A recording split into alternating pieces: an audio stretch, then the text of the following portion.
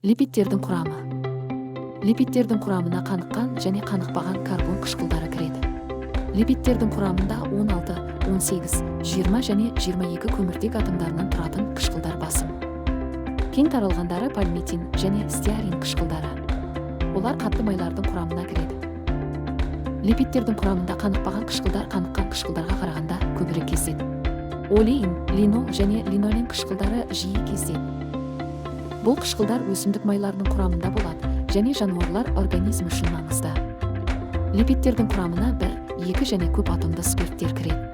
Табиғи липидтердің құрамына цетил, стеарил, мелиссил, мелицил спирттері кіреді. Кейбір липидтердің құрамында азотты негіздер және моносахаридтер немесе олигосахаридтер болады. Пайдалы майлар. Жартылай қаныққан майлар бұл соя бұршағында, күнжіптің күнбағыс тұқымдарында, жаңғақтың көп түрінде, жүгеріде болатын омега 6 майлар мен